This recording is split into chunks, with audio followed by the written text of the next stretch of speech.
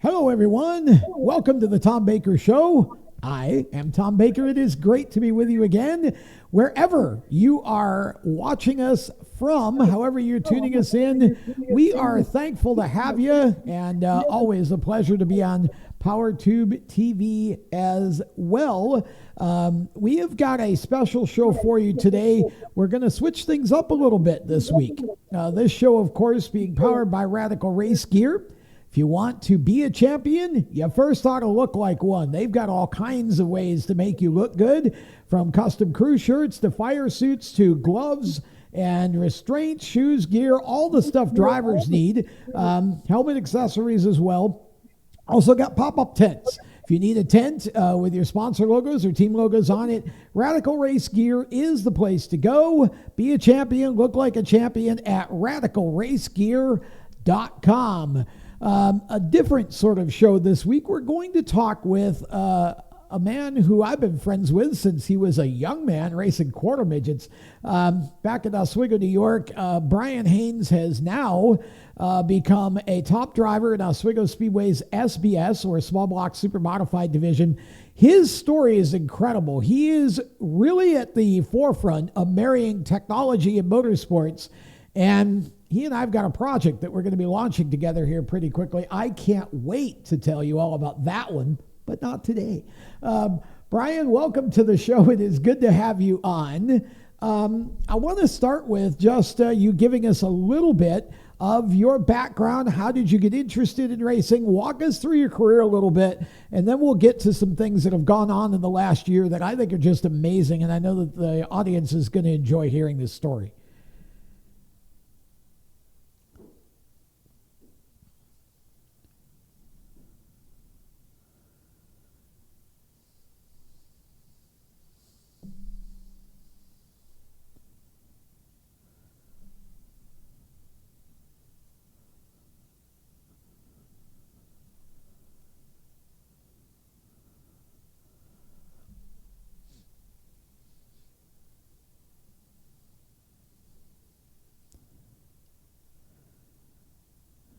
USAC, even some to Indy, and down into NASCAR. So, I know the Southeast has a stranglehold on NASCAR, but Central New York has a pretty historic run as far as the people that have made their way to the upper echelons of motorsports. So, while I haven't made it to the upper echelons of motorsports, for most of us, Oswego Speedway is just that. So I've been very fortunate to have made my way there. But I took an interest in racing early on. I remember going to Oswego Speedway with my dad as a little boy. I think I ate my weight in concession food for sure. Me too.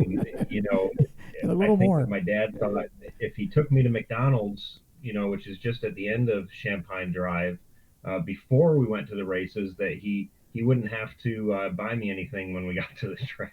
But I shot up to be 6'4", so apparently he was wrong. You grew up but and I grew just out. yeah, luckily I got the tall genes. Yeah. Both my parents are tall, but my mom's dad, who I have his exact physique. I think my grandma says maybe I've got like 15, 20 pounds on him, but yeah. So just going to Oswego Speedway and having that place in your backyard is is an incredible experience. And how can you not be hooked, right? Watching NASCAR on Sundays, early Morgan Shepherd fan, Dale Senior Oh, fan, wow. watching some of the greats race on Sunday with my dad. So just it was inevitable. And then Mike Barnes, who some people don't realize, but him and I grew up together. We went to school together. He was, I think, 2 years ahead of me, but we were in bowling leagues together from, gosh, elementary school till just Oh, about high wow. school. Saturday and Sunday, we did a bunch of travel tournaments together, and obviously we knew that they were racing, and we'd go and watch Michael race out at the Syracuse Quarter Midget Microd Club. Um, at the time, we really wanted to get into it, But my dad, who was very active in the Mexico Volunteer Fire Department, didn't have the time on Thursdays because that's their drill night to get cars ready to go to the track on Friday. Fast forward to the end of the 90s, and they opened the Fulton track that races on Oswego Sundays. County quarter And midget. Yep. all of a sudden, that opened up an opportunity for us to get involved. And I probably browbeat my dad a little bit for a couple of years to okay, now's the time. And at that point, I was almost 13, so I was getting a really late start. But we went to the track. The Collins family, Brian Collins was racing at the time, and we were friends with them. The Rooters were obviously there, so we got our first couple of cars, and that's how it started. Um, and My brother and I started racing, and then I think by the second year we added my sister. My brother and I moved. My sister came in and joined the novice class, and all three of us were racing for a couple of years until I aged out and my Okay. sister aged out. So So that's how we got the start, anyways. so you went from quarter midgets, and then you took a break, right? Because the military, you went into the military, right? So there was a break after your quarter midget career. Yeah, my quarter midget career had a stop and then a partial restart back up. I Oh, just wanted to get this there because it probably will come up later. But Nick Barzee and I, who we couldn't stand each other when we were racing initially, we raced each other. Nick was doing a lot and he was fast everywhere, and I was just this young kid just getting my start, and I was a bit hard headed, and he was too. But when we both hung up our helmets, we realized that we had a lot in common, started hanging out, and they brought back the half midget class at Syracuse. oh, And so we built our first race car, the Chipper chassis. A lot of people see that oh, logo wow. around Oswego Speedway still, and that's where it came from. We built that car. Ultimately, we weren't successful in getting it running as a half midget for me, but we put his younger sister Narissa in the car the following year and had a tremendous run. She took a lot of victories. Her and my brother raced it out at the local tracks, and they both performed extremely well at the regional and grand national races over that year in 2004. So that was a lot of fun. But yeah, after that I took a break. I joined the military right out of high school. Went to basic training for the Air Force and Air National Guard, and then after a year of doing military duty, I started college a year late from my high school graduating class. And my second year in college, between some fall and spring semester, I actually deployed to Iraq. Oh, wow. So I left I didn't fall know that. semester early, and I got back. I landed in Syracuse a day and a half before I was back in classes. Don't Wow. suggest that for anybody. Oof. But Yeah, I was in Iraq over the holidays. I was actually in country when they executed Saddam Hussein, which was pretty Wow. wild. A 20-year-old kid experiencing that between your college semesters. So Oof. yeah, and then What that what I right did on before summer that, vacation. yeah. Well, and actually, right before then, Jeez. I always get the timeline mixed up because I've been racing SBS for so long. But in 2006, the summer before I went to Iraq, my brother and I actually raced super stocks. The last time that Oh, they ran a okay. full schedule at Oswego. So we did that, and we had a lot of fun with the Miller boys, and the Ratcliffs, which is where my brother and I both first met the Ratcliffs, and Jake Okay. and Terry, and then obviously Nate and Noah were really young men at that time. um, yeah, that was a great experience. And after I got back from Iraq, I bought my first SBS, but it took me 2 years to get that thing on track. Okay. So you got into SBS, and you obviously learned how to be fast and ended up winning the SBS Classic at Oswego. So you kind of hit the top of the mountain there. And so you've had a pretty good career with the SBS, and then over the last year or two, you and Andrew Schartner got to be close friends, and this is where I kind of want to get us to. We can kind of go backwards into your early SBS career later, but you and Andrew, this story that you told me recently, and it centers, for those in the audience, around Andrew's win at Oswego in the SBS division last year in 2024, in a race that was a memorial race for his father, Carl. And so I don't want to explain too much, but that's kind of the basis for this. So Brian, take us through, how did this sort of friendship with Andrew start, and take us through, I remember you were in the wedding I did. Take us through the relationship just a bit, and then kind of unfold the story for us. Yeah, I mean, well, mine and Andrew's relationship goes all the way back to 2009, which was, for both of us, it was our rookie year.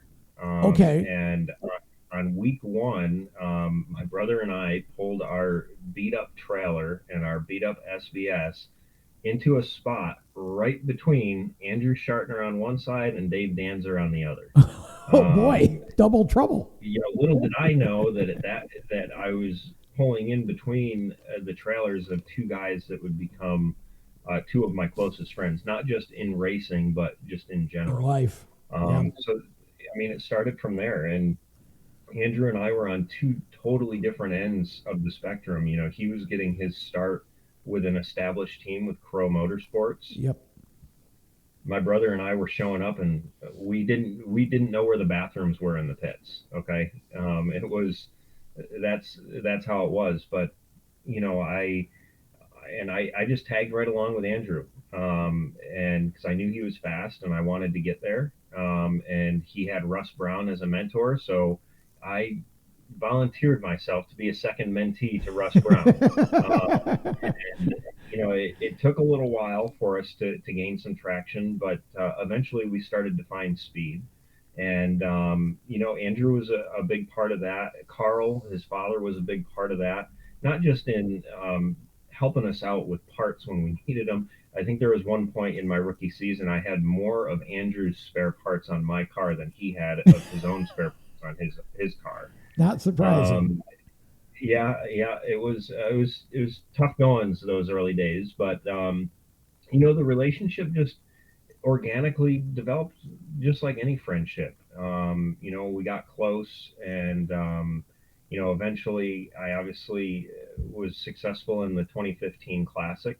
I was just on one of the super modified Facebook pages, and I think you had commented on it too. Somebody put the question out: what is more thrilling, a Classic win or a championship? Obviously, I don't have the championship to compare it to, but being a reasonably smart person, I would have to say, yeah, the championship might mean more in the long term, the body of work. But the question was, what offers the most thrill? There is nothing. There is like winning nothing a Classic. Yeah. Like winning a Classic. Yeah. I drove into turn one, Tom, and I forgot how to drive. I came under the checkered flag. My helmet is just instantly fogged. I don't know what the levers next to me do. I barely know what the steering wheel is supposed to do.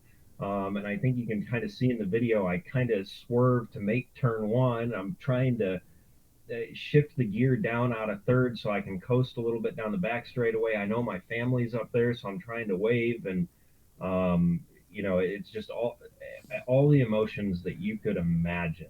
And it's good emotions, bad emotions, whatever. It all opens up because you hit one of your most vulnerable points. You just went the distance with some of the best race car drivers, your peers.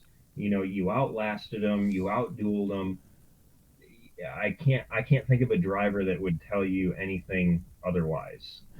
It's just incredible. And on that note, we're going to step aside. When we come back, we're going to get into the heart of the story of the relationship that developed between Brian and Andrew Schartner, fellow competitor, and the real sort of human interest in how it led to a really, really unbelievable moment last year at the Speedway. Back with that after this. For over 50 years, FHS Superior Synthetic Oil has powered high-performance engines with unbeatable protection and speed. Whether it's drag racing, go-karts, sprint cars, stock cars, or your daily driver, FHS stands for high speed and delivers every time. Their advanced synthetic oils boost your engine's responsiveness, acceleration, and efficiency, giving you the winning edge on every lap. Visit FHSoil.com today to find the right products for your engine. FHSoil.com. For race fans across the United States, GetInTheStands.com is the place to find racetracks where you live and where you're traveling. Just go to GetInTheStands.com and enter your location. You'll see the tracks within 100 miles of that point, either as a list or on a map. GetInTheStands.com is 100% free to use and mobile friendly. So whether you're on a computer, a tablet, or on your phone, there's no need to download an app. To find racetracks across the United States, open your web browser and head to GetInTheStands.com. GetInTheStands.com, your racetrack directory. Attention track and series owners, elevate your fan experience with the TrackTune app. TrackTune works with your PA system. Fans and teams at the track can hear the announcers through their phones, ensuring everyone hears race calls, sponsor plugs, and more during race nights. It's simple to set up, affordable, and free for fans to download and enjoy. Visit tracktune.live for all the details and join tracks nationwide on the app today. Welcome back to the show. Brian Haynes is our special guest today. A little bit of a change up from the usual sort of half guests, half news and topics. We're talking about Brian's story, and it really leads, if you missed the opening segment, Brian grew up racing quarter midgets, took a break, went into the military, and has been running small block super modifieds, or SBS, cars at Oswego for the last, almost 10 years now, I guess. So really more than that, almost 20, I guess. You started in 2009, so we're at about 15, I think. But you started to talk to us about your relationship with Andrew Schartner and how that kind of has progressed. Talk a bit about, tell us the story and lead us through until that incredible moment last year when in what it feels like now to me after hearing your story before, the climax of an amazing concerto, really. Tell us about what happened with you and Andrew. Yeah, so I'll probably take it back a little bit to 2021. So that's coming off of COVID, okay, right? We had the year off at Oswego Speedway. I had never really intended on running another full season at Oswego again. Just living in Maryland, it's tough, but I saw this as a great opportunity. We wanted to get through the first 3 races, and we ended up running a full season. Andrew didn't, and obviously very stout every time he showed up. But I think it was the end of that year in that classic where they wrecked the car pretty good, and they didn't really have a solid place to work on it. So the car was already being stored part-time up at my dad's, and I talked to my dad and I said, hey, they need a place to strip this car and get everything fixed. So Andrew's car lived at my dad's house that entire winter until 2022. After my first full-time season, my last full-time season in 21, I really wanted to get into the nuts and bolts more of how these cars operated, how they handled, and try and find more speed. And at that time, we were all doing the sim racing. Andrew, Dave Schulich Jr., Chris Myers, Nick Barzee, Kyle Reuter. So we're all on there racing, and I got some wild clips from that. I bet. All of us doing that. And I'll share a tidbit in a little bit that because Carl used to watch our replays of our sim races in the mornings while he was drinking his coffee, and there was one where Andrew and I absolutely full-throated got into it with each other, and it was hilarious. but Andrew's car was it was at my dad's. That's where they were, storing it, working on it, and then going to race. And but Andrew and I wound up racing Andrew off pit road at Texas. Even though I was a lap down, but I didn't think that I was a lap down. I didn't come in a lap down. And so we were going at it on the radio, and then it was pretty quiet. The race ends. I tell you, as soon as the checkered flag fell, Andrew and I went at it like two rabid dogs, and I knew I was. I went back and finally looked at the scoring loops, and I knew I was wrong, but it wasn't the point. I was going to stand my ground. And so all the other guys on the chat are just they aren't saying anything. They're just listening to this. So the next day, I think I woke up and I texted Andrew and I was like, "Hey man, I just I think we both had rough days at work or something because neither one of us was backing down." And I said I said I was probably wrong, and he goes, "No," he goes, "It's fine." He goes, "I had a rough day too." So we were fine, but Andrew sends me a text message that his dad sent him because his dad watched the replay that morning and heard Oh Andrew. boy. He goes, "Are you and Brian still friends? You guys were going at it hard." And Andrew screenshotted it and sent it over to me, and we both got a good laugh out of it. But so that by that point, 5-ish years ago, our relationship was really taking on new form. We're really there in each other's corner. We're competitors on the racetrack. But I was trying new things with my race car that nobody at the Speedway was trying. My brother didn't like it, but I had a lot of encouragement from guys like Andrew, Cameron Rowe Sr., the Radcliffe boys. And in fact, some of the stuff that I was trying that was working because I wasn't running full time anymore, these guys were taking and putting them on their car. Oh, wow. So Okay. the Radcliffes tried some stuff. Andrew and his dad tried some different things with some shock, some geometry stuff that I was trying, and it was successful. And even Cameron Rowe, I think, took some things. And, the encouragement that I got from those guys, I remember Cameron Rowe coming over to me one day. He goes, "I see what you're doing. Don't stop. Keep going. Don't let anybody move you off of this." And I wasn't putting good runs together.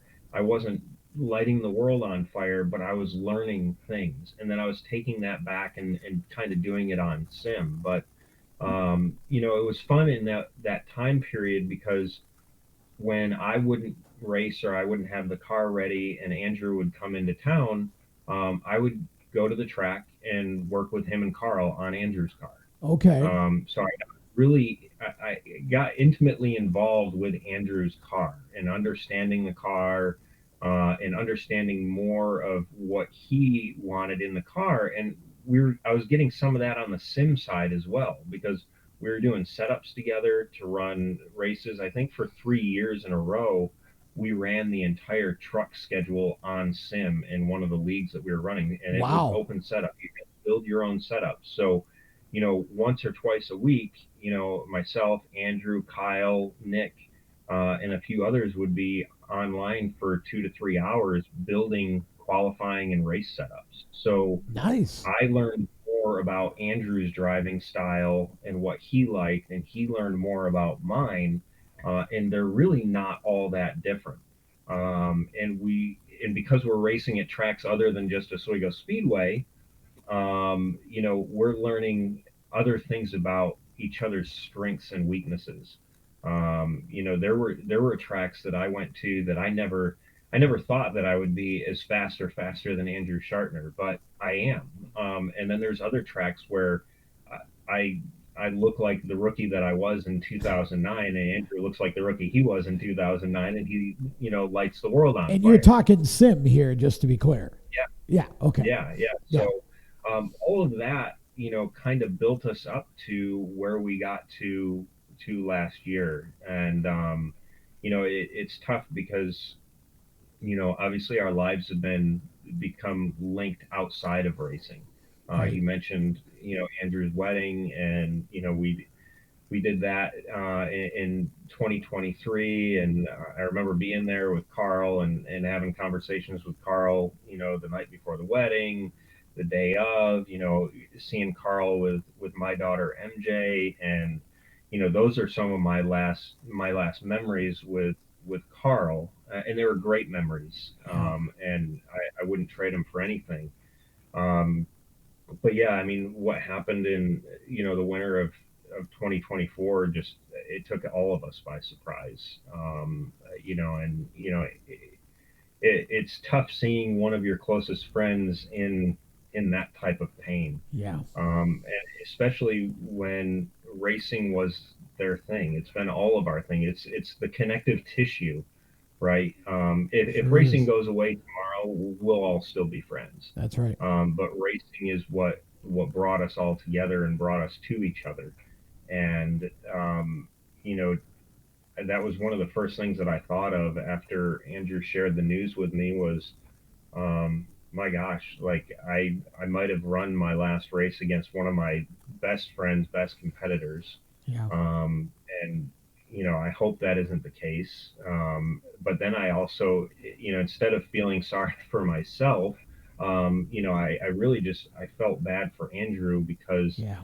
uh, I know what the amount of work that Carl put into their race program to make them successful, and how hard it was for him. Right? I mean, time catches up with all of us at some It point, does. Yeah.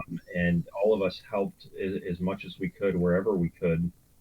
But I mentioned to Andrew, I, I'm happy to help out with the racing stuff. If you need a Yeah. place for it, we'll get it somewhere. And so that's how it started. Myself and my brother, and a few others got all of Andrew's stuff out of his dad's property and got it moved over to my house. I have another house up in Mexico that I Okay. rent out, so I had some space there. So I said, look, we'll put it there, and when you're ready to deal with that part of it, we'll get to it. And then, I think maybe a couple 2-3 weeks after the services and everything. So I think we were probably sitting in mid-April or so. Andrew called me up and he said, "Hey, I want to run that car one more time, just once. I want to do it for my dad, and can you help me out with that?" And I said, "It's not a problem." I said, "We will figure out a date that works for all of us, and I'll get the car prepared, and we'll go out there and we'll do it for your dad." And that's how it started. And I had about a million other things going on at the same time, and we tossed around a few dates. The first date I think was end of June date. Okay. Both of us wound up having something come up, and then I said, you know what? I think July 6th is going to work the best because we usually take the week up there in New York with Schulich's, and Danzers and all of them, and it's perfect. I can be up there for the race the week before. I can get the car out and go through everything and do the setups and everything that we need to do. So that's the date we settled on. And before I left to go up to New York, I asked Andrew if we could do some sim time. And I did a bunch of sim time on my own. Luckily, um, you know, we got Oswego Speedway scanned for iRacing. Yes, that's a key component to this, by the way. Let me pause this for a minute. Got to get another break, and when we come back, you're going to hear the rest of the story of this incredible race that happened on July the 6th, which became a memorial race to Carl Schartner and Brian and son Andrew, and the work that they did and how they married technology with real life to make this big moment happen. Back with more right after this. Attention track and series owners, elevate your fan experience with the TrackTune app. TrackTune works with your PA system, Fans and teams at the track can hear the announcers through their phones, ensuring everyone hears race calls, sponsor plugs, and more during race nights. It's simple to set up, affordable, and free for fans to download and enjoy. Visit tracktune.live for all the details and join tracks nationwide on the app today. For over 50 years, FHS Superior Synthetic Oil has powered high-performance engines with unbeatable protection and speed. Whether it's drag racing, go-karts, sprint cars, stock cars, or your daily driver, FHS stands for high speed and delivers every time. Their advanced synthetic oils boost your engine's responsiveness, acceleration, and efficiency, giving you the winning edge on every lap. Visit FHSoil.com today to find the right products for your engine. FHSoil.com. For race fans across the United States, GetInTheStands.com is the place to find racetracks where you live and where you're traveling. Just go to GetInTheStands.com and enter your location. You'll see the tracks within 100 miles of that point, either as a list or on a map. GetInTheStands.com is 100% free to use and mobile friendly. So whether you're on a computer, a tablet, or on your phone, there's no need to download an app. To find racetracks across the United States, open your web browser and head to GetInTheStands.com. GetInTheStands.com, your racetrack directory. Pardon me, welcome back to the show, and getting a little choked up here because I know what's coming with this story. Got about 8 minutes left or so. Brian, talk to us about that magical night on July the 6th. Yeah, so, we practiced that Friday, and after doing a bunch of sim time, I ran a bunch of different scenarios on setup changes, and quickly on Friday, Andrew, once he knocked the rust off after one session, we got after it, and we didn't have to make very many adjustments. I knew the platform. I understood the car. I knew the base setup that Carl had in it, and some tweaks that we wanted to make. So Andrew made some of his own adjustments to caster and camber. I made some adjustments to air pressure because I had totally changed how we were going to do air pressures in the tires. And then I sold Andrew on a panhard adjustment. Most of the guys know that's one of my favorite adjustments. It's not one that a lot of guys mess with at Oswego, but I convinced Andrew to give me a half an inch to work with. And it might have been 3/4 of an inch, but I guess now I'm safe telling him that. But he went out there and split off some fast laps on old tires. So we loaded that thing up and came back Saturday, and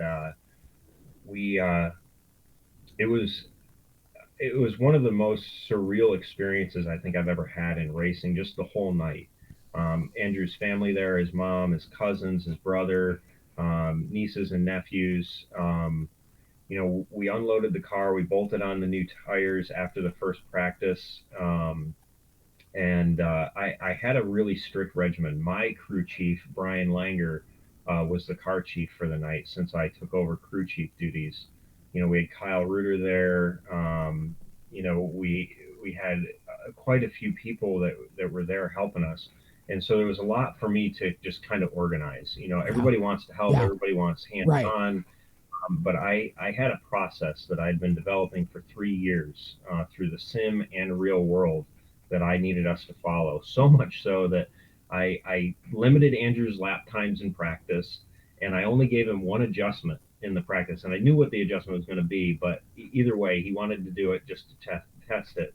Okay. He pulled out before I released him, and I made the pit steward hold him, and I sent Brian out there to reset his air pressures because I was really cognizant of how we were putting heat into the tires. Wow. And the number of laps we were putting on them. So, he only got a total of 10 practice laps between 2 sessions. I wouldn't let him run anymore. Top of the board. Fastest car there. Went out there for timed warm-ups. Fastest car. Lines up 6th in the heat race. And, in between all these sessions, Tom, we didn't have anything to do. And it was so eerie. And I think at that point is when I said to Andrew, he's standing next to the car, and I walk up and I talk into his ear, and I said, this feels a lot like, Dad gave us the keys to the car for the night, and we're because Carl wasn't there. Neither of us had experienced that in our racing careers. I Yeah. hadn't, because even when I was racing and Andrew wasn't, Carl would come and be To help there in you. my pit. Yeah. Yeah. And so, like, I was feeling that loss as well. So, we had a good little laugh at that, and we got we got out there for the heat race, and he starts sixth, and I think in 2 laps Yeah. he had to, It was and incredible he to was watch. cruising. And I just like, man, like, we want to go out there and win this race, but gosh, we've already succeeded tonight. Yep. We grabbed the checkered flag in Carl's honor, and but everybody was locked in. We were not content to just sit there. We did the pictures.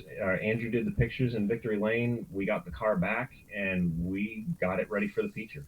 And it was tough waiting for that feature. We knew what we had. We knew we had a fast car. We put ourselves in the best position possible to start 12th. That was the best we could have started. And in an SBS field, it doesn't matter what era, what year, starting 12th is tough. It's an eternity. Yeah. It's a Yeah, competition it is. so close. Yeah. And so, but I knew that we had the car capable of doing. I knew that from the sim that car was going to come on late. So I talked to Andrew and I said, look, I need you to be smart in the beginning, use your skill to put the car in the best position possible, to block people out, to get in the lanes that are moving. Don't slide the tires on me. Don't screw up the air pressure build for later in the run. We don't need to advance one tire over the other. I want them to all come up equal. So, and he did that. For us veteran racers, we have a knack for even when we don't have slow cars or our cars are a little slower firing off, we can make good decisions to put our cars in places to advance our position. Yep.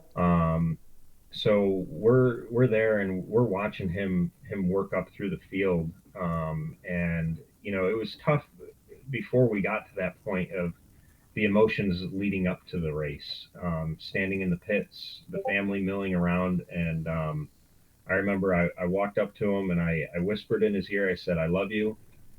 Let's go out and make your dad proud. Let's go win this thing. And that was the last thing I said to him before he got in the car. His mom talked to him. We put him out there. They did the nice parade lap in the beginning. Yep. And we were all able to stand on the front stretch to salute Andrew and Carl and everything that they'd meant to the series and Oswego. But then it was game time, and there's very few drivers like Andrew that can compartmentalize all of that exactly and go out there and do the job. I was on the back straightaway, and it's tough. My brother was in the race. It's really the first time, that I'm not rooting for my brother out there, right? And I know that my brother is going to be some of the stiffest competition that we're going to have to face. For sure. And we're parked right next to him the entire night. So Andrew starts working through the field, and the excitement's building. I knew then what my brother felt like, those years that he was crew chiefing for me, watching me on the track. Yeah. So I was feeling that. And then Andrew's mom is, 5 feet away doing the same thing I'm doing. My car chief is looking at lap times. I don't need to look at lap times. Right. I know Andrew's lap times by watching the car. And because I ran so many sim laps at Oswego Speedway, I knew when Andrew's car was going to come in. So by the time we get down to about 10 to go, and I think he's running second behind my brother. And 8 to go, we get the caution. The previous restart, my brother got tight and washed Andrew off the track. And I knew Andrew wasn't going to let that happen again. Yeah. And he was going to make sure that he led his car out ahead of Brad enough that Brad wouldn't feel like he had the ability to slide up. Yep. So it was going to force him to lift coming off of 4 to keep the car gathered up. So Andrew and Brad fired off. It was a beautiful restart, and Andrew just got the jump and barreled down into turn 1, and he pulled away a little bit. Unfortunately, Hogue got by my brother, and I was hoping my brother would get back up there to second. Yeah, but finish second. Yeah. It was at that point, they're trying to feed me lap times. I'm like, I don't need to know. I said, he's going to run his fastest lap of the race with 2 to go. And sure enough, he ran his fastest lap Wow. with 2 to go and stretches it out and puts it under the checkered flag. And I remember running back through the pits, and I ran up into the trailer because I wanted to get a couple of waters for Andrew. And I remember just stopping in the trailer, and I screamed and I pounded the floor on the trailer. Anybody that was nearby had to have thought somebody was going insane in there. Yeah. I jumped out the front of the trailer, and I'm running to the front stretch, and I see Dave Schulich Jr. standing there right near the flagger stand, just smiling, because we're all friends. Yeah. And they were all invested in this as well. And I just remember jumping into his arms and him picking me up and congratulating me and going down on the front stretch. And the adrenaline, the emotion, for me, it's right up there with classic. Oh, yeah. This time I'm the crew chief, I'm not driving, but the emotion and being able to do that for Andrew and in honor of Carl and Andrew's family, it was just, and you couldn't, if you sat down on July 4th or 5th and asked a Hollywood producer to write that script, I don't think they could have come up with a better one. No, and there were a bunch of us, including me, who were at our homes watching on Flow Racing, just crying like babies that Andrew was able to get that win on that night in his dad's memorial event. And I had no idea of the backstory of how deeply Sim was involved in all of this and how intrinsically the two of you had worked together to sort of kind of marry that and how to use that to sort of plot this whole race. And of course, that was the final race for the car, which is now for sale. Andrew has not said that he is retired from racing. He is, at least to my knowledge, left the door open for other opportunity that may come up at Oswego. But Brian, that's an incredible story, and I wish we had more time, but we're flat out of time here on the program. Want to have you back so we can talk a little bit more about that on a future show. MartinPC.com, sim rigs, computers, anything you need along that line. Yeah, thanks, Tom. I appreciate the time today and look forward to getting back on with you again to talk about this and our future racing endeavors here in a couple of weeks. For sure. Inside Groove is our podcast. Check that out on steeringwheelnation.com. Of course, our streaming channel on POWERTube TV's platform, at The Wheel Nation on Facebook and Instagram. I am on Instagram and LinkedIn at Tom Baker TV. Thanks to all of our sponsors, and thanks to all of you for watching. Have a blessed week, everyone. So long.